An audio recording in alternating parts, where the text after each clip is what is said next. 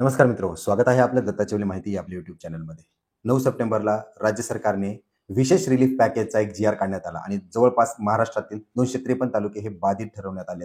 याच 253 तालुक्याला मदत काय ती मिळणार होती. परंतु आपण पाहतो मराठवाड्यातील काही जिल्हे जसं की नांदेड आहे, त्यामधला एकही तालुका काय तर किंबहुना अख्खा नांदेड जिल्हाच वगळण्यात आला होता. त्यासोबतच धुळे जिल्हा, बऱ्यापैकी जिल्हे आणि तालुके हे वगळण्यात आले होते. मग त्याचीच पुनरावृत्ती म्हणून राज्य सरकारने काल 10 सप्टेंबरला पुन्हा एकदा नव्याने जी आर काढून नवीन 23 तालुके समाविष्ट केले आहेत आणि आता ती आकडा जो आहे 253 तालुक्याचा तो 282 वरती झालेला आहे. या 282 तालुक्याला विशेष सवलत मिळणार आहे. जी काही मदत आहे एनडीआरएफची, जी की 8,500 आहे आणि ज्याची की कमाल मर्यादा 2 हेक्टर आहे, ती आता वाढवून 3 हेक्टर म्हणजे अतिरिक्त 1 हेक्टर जे आहे ती मदत राज्य सरकार शेतकऱ्यांना देणार आहे. त्यासोबतच 10,000 रुपये हेक्टरी कमाल मर्यादा 3 हेक्टर असंही पॅकेज सरकार राज्य सरकारमार्फत शेतकऱ्यांना देण्यात येणार आहे. पण त्याची अद्याप वाटप हे झालेलं नाहीये.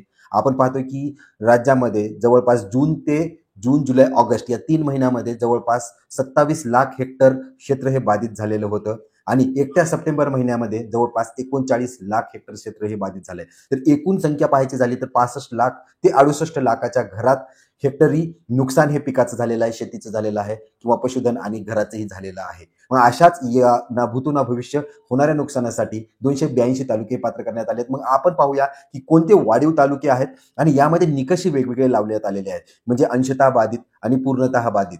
कारण सगळ्याच तालुक्याचा समावेश केल्यामुळे सगळीकडे सारखीच परिस्थिती नाहीये. जिथे जास्त बाधित झालेत ते तालुके कोणते आहेत आणि अंशतः बाधित कोणते तालुके आहेत ते आपण थोडक्यात या व्हिडिओच्या माध्यमातून पाहणार आहोत. त्यापूर्वी जर चॅनलवरती प्रथम असाल तर माझी तुम्हाला विनंती आहे या चॅनलला सबस्क्राईब करून ठेवा, जेणेकरून शेती आणि सरकारी योजनेबद्दल सर्व अपडेट्स तुम्हाला एकत्र मिळत राहतील. चला तर मग माहितीला सुरुवात करूया.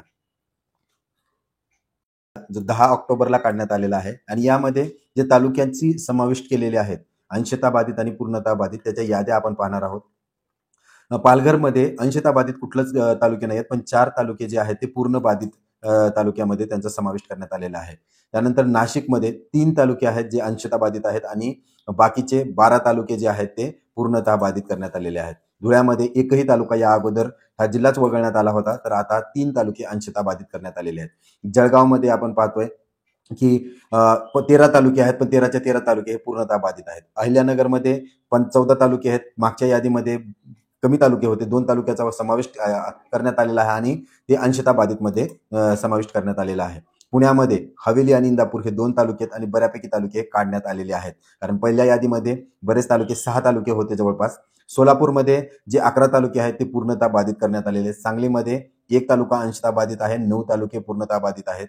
त्यानंतर सातारा आहे. सातारामध्ये ही जवळपास 8 पैकी 3 म्हणजे 5 तालुके अंशतः बाधित आणि पूर्णतः बाधित 3 तालुके. कोल्हापूरमध्ये 3 अंशतः बाधित आणि 5 पूर्णतः बाधित. छत्रपती संभाजीनगरमध्ये 9च्या 9 पूर्णतः बाधित. जालन्यामध्ये पूर्ण 8 तालुके. बीडमध्ये 11 तालुके. लातूरमधले 10 तालुके. धाराशिवमधले 8 तालुके.